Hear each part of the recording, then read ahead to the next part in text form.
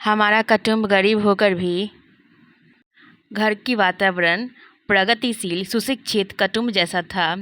स्वागत है मेरे प्यारे भाई और बहनों। ये है अध्याय 4 मेरे पिताजी और ये कहानी है मेरी ज़ुबानी। जो लोग मेरे पुराने इस सीरीज़ को नहीं सुने हो तो सुन लिए और अपना प्यार, अपना अच्छे सुंदर कमेंट बरसाइए। और मैं आपको कहूँगी मेरे परिवार से जुड़ने के लिए आपको एक छोटा सा परिश्रम करना होगा और वो परिश्रम कुछ भी नहीं है, बस आपको सब्सक्राइब करना होगा। ठीक है, तो मैं कहती हूँ कि विद्या के प्रति हम में रुचि पैदा हो, हमारा चरित्र निर्मल हो, इसके लिए पिताजी सदैव सचेत रहते थे। सुबह भोजन को बैठने से पहले हमें देवघर में ले जाकर भजन दोहे अभंग कहने लगते थे, अर्थात उन सब में मैं चाल बटोल करता था। किसी की तरह 2-4 अभंग कहने लगा। मैं भोजन की थाली के पास आ बैठता था और तब पिताजी पूछते थे, क्यों आज जल्दी ही भोजन समाप्त हो चुके हैं? उनके प्रश्न का उत्तर देने से पहले मैं वहाँ से गायब हो जाता था। और यहाँ पे कहता है ये अध्याय, परंतु यह सुबह की बात शाम में पिताजी को बिल्कुल नहीं चलने देती थी। रात के 8 बजने पर मेरी 2 बहनें भाई मुझे देवघर में उपस्थित रहना ही होता था। ऐसा उनका कठोर नियम था। कोई अनुपस्थिति रहने पर पिताजी उसे क्षमा नहीं करते थे और उस समय वे बहुत भक्तिभाव से संत के अभंग तथा कबीर के दोहे कहने लगते थे। उस समय वे बहुत भक्तिभाव संतों के अभंग और कबीर के दोहे कहने लगते थे। कितना प्यारा लाइन है। और यहाँ पे ये भी कहा गया है कि उस समय पवित्र तथा गंभीर वातावरण निर्माण, और कहता है कि मेरे पिताजी को यह सब कंठस्थ था। हमें बहुत आश्चर्य होता था। बहनें भी सुमधुर आवाज़ में अभंग कहती थी। उस समय मुझे लगता था कि धर्म तथा धार्मिक मनुष्य को जीवन के लिए अति आवश्यक है। बहुत लोग समझते थे कि मैं वीर हूँ, परंतु यह सत्य नहीं था। उनका यह सोच नहीं था। वो लोग मेरे सानिध्य में आए हुए थे और मेरे धर्म संबंधी श्रद्धा तथा प्रेम की जानकारी।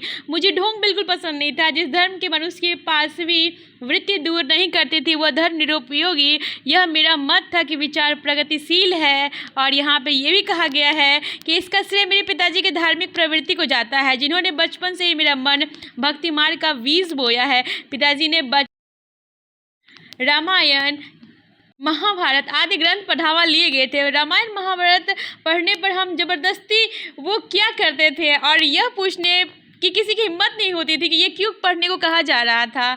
और जिन पुराणों में शूद्रों और छूतों कदम कदम पर अवहेलना वर्णन दिखाई पड़ता था, और उन पुरानों पुरुषों के जीवन चरित्र पढ़ने से कि क्या आवश्यकता है। और ये बहुत ही मासूम सा प्रश्न हमारे दिमाग में उत्पन्न हुए। और ये भी कहा गया कि मेरे इतना धर्मशास्त्र वेता दूसरा नहीं था। और यहाँ पे ये भी कहा गया कि मैंने पिताजी से पूछा था कि इन धर्म ग्रंथ को पढ़ने की क्या ज़रूरत है, और जब उन्होंने उत्तर दिया कि हम अछूत हैं, किंतु रामायण महाभारत के पुरुषों के जीवन के चरित्र पढ़कर मन ही मन भावना दूर हो रही थी। और उस समय मुझे यह बात अच्छी तरह से समझ में आ रही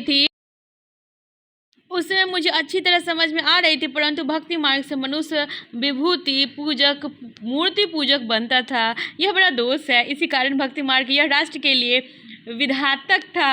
और ऐसा प्रमाण विचार कदाचित मेरे विचार में लोगों के मान्य नहीं है, और परंतु लोगों ने मेरे कथन को ऐतिहासिक भूमिका के साथ निष्पक्ष बुद्धि के लिए विचार करना चाहिए, और बुद्धिवादी व्यक्ति का मेरा कथन योग्य ही लगेगा। और यहाँ पे ये भी कहा गया है कि मनुष्य ने बुद्धिवाद के साथ साथ मानवीय दृष्टि विचार की करने को सीखनी चाहिए। और यहाँ पे ये भी कहा गया है कि पिताजी के कारण मुझे तुकाराम, मुक्तेश्वर आदि कवियों की रचना कंठस्थ हो गई। और इतना ही नहीं, मैं उनकी कविताओं पर मन में विचार करने लगा।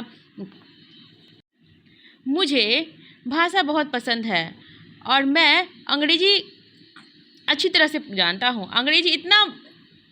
मुझे अंग्रेजी पे अभिमान है, मैं बता नहीं सकता। मैं अनेक वर्ष तक मुख्य नायक बहिष्कृत भारत जनता पाक्षिकों का संपादन था, और संपादक इतना ही नहीं, और मैं मराठी में लिखने में विपुल भी था, और जर्मन भाषा में मैंने कुछ अध्ययन भी किए थे। और यहाँ पे ये भी कहा गया परंतु अभी मैं भूल चुका हूँ, मैं पुनः पढ़ सकता हूँ। मैं ऐसा आशा है मुझ में। आपको ज्ञात नहीं है कि परसों के दिन अहमदाबाद में गुजराती में व्याख्यान दिया है। मुझे मराठी व्याख्यान देने से पहले डर लगता था, किंतु आगे समझ में आने लगा कि मराठी में बोल सकता हूँ, फ्रेंच भी आती है। शुक्रिया मेरे प्यारे दोस्त। मेरे यूट्यूब यूट्यूब परिवार को सब्सक्राइब करना, शेयर करना और इतनी प्यारी सी कहानी के लिए आप सभी को शुक्रगुजार करना चाहूँगी कि आपने मुझे अवसर प्रदान किया और आपके समक्ष ये कहानी मैंने प्रस्तुत किया। धन्यवाद और कल मिलते हैं एक नई कहानी के साथ।